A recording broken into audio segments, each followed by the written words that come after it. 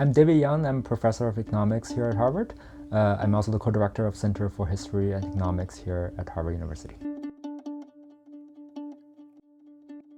When we think about Chinese economy and its slowdown, and also on one hand, it is for the first time a middle income country that becomes so innovative and so much in many areas at the frontier.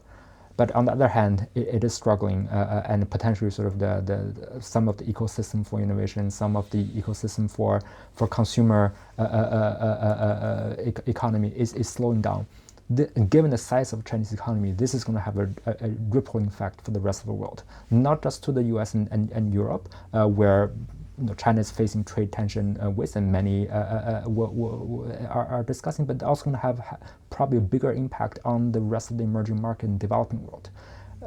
There are many recent evidence suggesting that there are technology coming from China that are more appropriate for the developing world compared to technology and innovation coming from the United States. And when that slows down, and when that diffusion to the rest of the world slows down because the Chinese economy is struggling, we're not only facing the cost of the welfare among the Chinese population, but in many parts of the world is potentially going to bear sort of negative consequences as well. And understanding how that affect them is also a question that many of us should try to ask. There are a part of the economy that is really slowing down relative to before. The consumer economy is slowing down, the export economy is slowing down, and we sort of know what some of the reason for that is. And there are parts of the economy that are really expanding. AI sector, for example, is expanding. A lot of the biotech sector is rapidly expanding.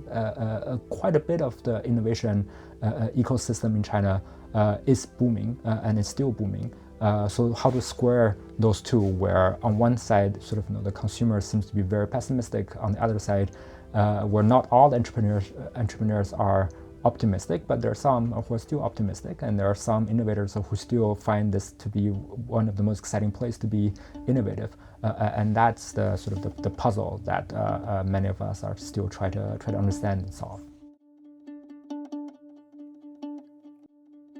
So when economists try to unpack what's the source of economic growth and performance, there are four key elements that we focus on: consumer spending, investment, that's both investments by the private sector but also investments into the future ventures, government spending, and exports, or net exports, net of import. Here sort of you see sort of on almost all fronts the Chinese economy are struggling. Consumer expenditure are slowing down. That's in part because the slower growth of income, the lack of confidence into the future, and that trickle down to people just don't want to spend money anymore, and that has a rippling effect to the rest of the economy. The investments is also slowing down in part because of uncertainty, because of if consumers not buying the things, I'm not going to have too big of a market expectation, and I'm going to slow down my investment. The foreign exports or net exports are slowing down because of the geopolitical uncertainty that many of the exporting party are facing, and that this is very much related to U.S.-China relationships and China-EU relationships. And the fourth one which is government spending, and this is part where you have to look at also on the two sides, where the local governments are sort of running out of money because of real estate and all the debt issue. So they're not spending nearly as much as they used to. Central government, on the other hand, if anything, they double down on spending, try to compensate for all the lost spending from the local governments and all the lost sort of growth engine coming from the investment and so on. But that's going to be very limited. And that in part is going to be what you see where central governments are putting money in, and they're increasingly putting more money into some of the sectors. The sectors is likely going to experiencing a boom, while consumer side, business investment side, and export sides are all slowing down. So one key, if I were to say, the single biggest source of engine for economic growth for China in the last 20 to 30 years is the vibrancy and entrepreneurship among local governments. Okay, local officials, local politicians they are the entrepreneurs, political entrepreneurs that bring both the business community, local consumers, and all the policy sort of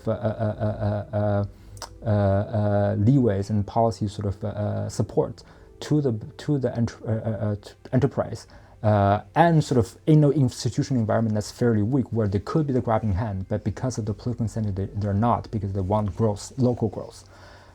So when that local politician entrepreneurship and vibrancy stops, which we, in some of our recent research, we see a dramatic turn in the slowing down of local politicians' innovation, local politicians going out of the way to try to bring business to the local region. That's going to have a first-order effect, in my view, to the Chinese economy. And one of the reasons, one of the sort of the constraint they face is that they simply don't have both the incentive and also the resources to do a lot of things they used to do because of local debt, because of the almost a complete overturn of the political promotion incentive that local politicians are facing.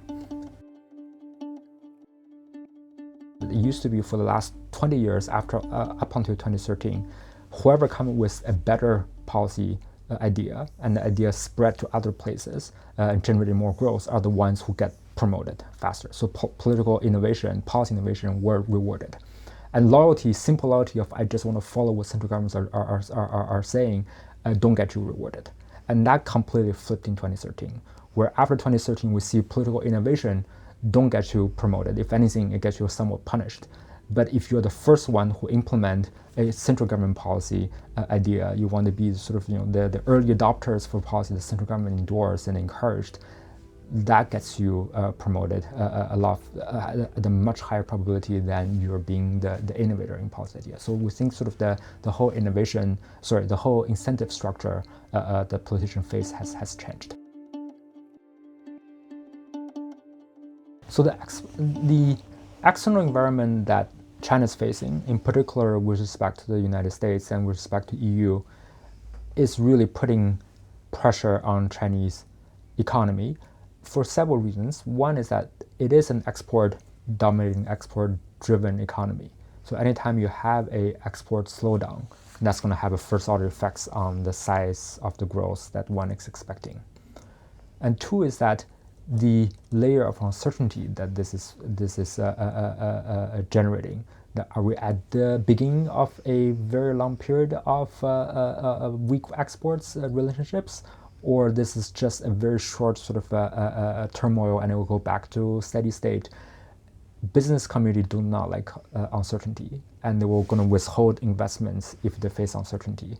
And that's sort of in addition to just the weakening of relationship, the uncertainty of the relationship and where it will go into the future, also going to have a doubling toll to the export economy. The third part is that let's not forget that sort of the average Chinese population is still not upper middle class on average, which means that even though the domestic market is large, it's still not at the stage where it can immediately replace the export and foreign market. And on top of that, the domestic consumers are not sort of optimistic enough to spending more. If anything, they're saving more. And that's making sort of the export slowdown sort of not very easy to remedy by the domestic consumption rise.